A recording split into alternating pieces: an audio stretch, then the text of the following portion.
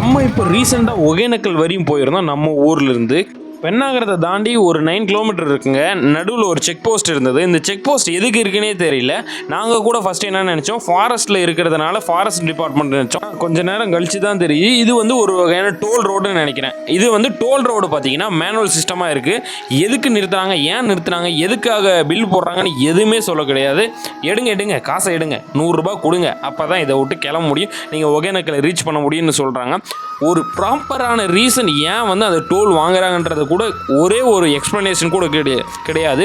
இது வந்து ஒரு பகல் கொள்ளை மாதிரி தான் தெரியுது. ஏன்னா ஒரு டோல் வாங்குறாங்க அப்படின்னா அதுக்கு வந்து ஒரு ரிசிப்ட் போட்டு கொடுக்கும். இந்த ரிசிப்ட் பார்த்தீங்கன்னா பில் புக்கு அவங்களே அடிச்சுக்கிற மாதிரி இருக்குது. இந்த பில் புக்கை பார்த்தா இந்த பில் புக்கு எதுக்குன்னே தெரியல. இது வந்து டெண்டர் விட்டு மாதிரி பண்ணுறாங்க.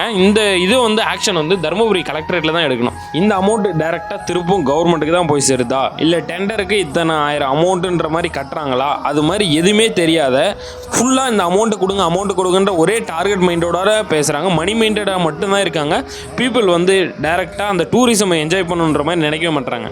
இந்த மணி மைண்டட் பீப்புள்ஸ் வந்து எதுக்காக இப்படி பண்ணுறாங்கன்னே தெரியல. நாங்கள் கெட்டூர் வில்லேஜ் தான், கிட்டத்தட்ட ஒரு 10 கிலோமீட்டர் தான் எங்கே இருக்கும் நாங்கள் இருக்கிற லொக்கேஷனில் இருந்து. எதுக்காக டோல் சார்ஜ் பண்ணுறாங்கன்னே தெரியல. நம்ம திருப்பம் கேட்கும் பொழுதோ சண்டைக்கு வர மாதிரி தான் பேசுகிறாங்க. இதனால் லோக்கல் டூரிசம் மெம்பர்ஸ் வந்து எதுவுமே அனுபவிக்கூடாதுன்ற மாதிரி நினைக்கிறாங்க. இந்த மாதிரி குத்தகைதாரர்களை மாவட்ட நிர்வாகம் தான் கரெக்டான முறையில் ஒழுங்குபடுத்தணும். என்னோட மனசில் இருந்த ஆதங்கத்தை அனைத்துமே சொல்லிட்டேன். உங்களோட கருத்து என்ன மறக்காமல் கமெண்ட் பண்ணியிருக்கேன்.